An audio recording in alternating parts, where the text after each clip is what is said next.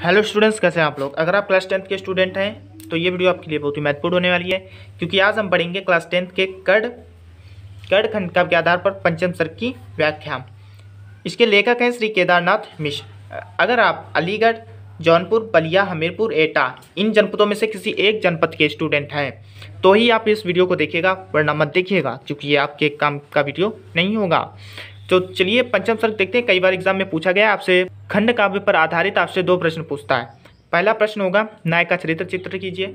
दूसरा प्रश्न होगा आपका कि कोई एक सर्ग देगा, कहेगा उसका व्याख्या कीजिए। ठीक है, तो इसमें हम पढ़ेंगे पंचम सर्ग। ठीक है, इसमें कड़ खंड काव्य के आधार पर कुंती का चरित्र चित्र अगर पूछा जाता है तो भी आप इसको लिख सकते हैं। तो इसको देखते हैं।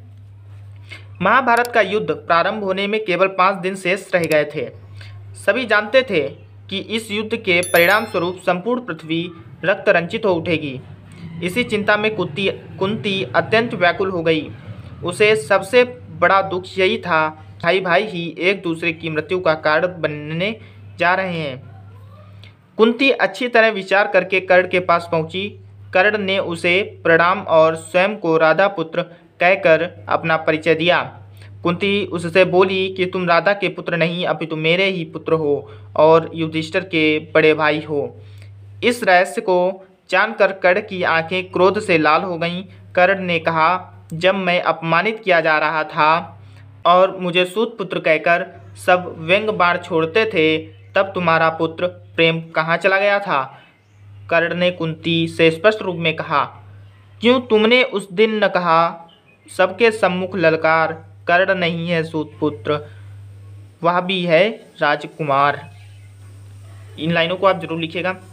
कर्ण की क्रोधपूर्ण वाणी सुनकर कुंती के नेत्रों में अश्रु वर्षा होने लगी।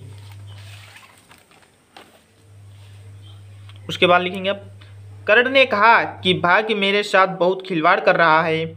यह भी बड़ी विडंबना होगी कि एक माँ अपने पुत्र के पास से खाली हाथ लौटे। कर्ण ने कहा कि मैंने केवल अर्जुन को ही मारने की प्रतिज्ञा की है।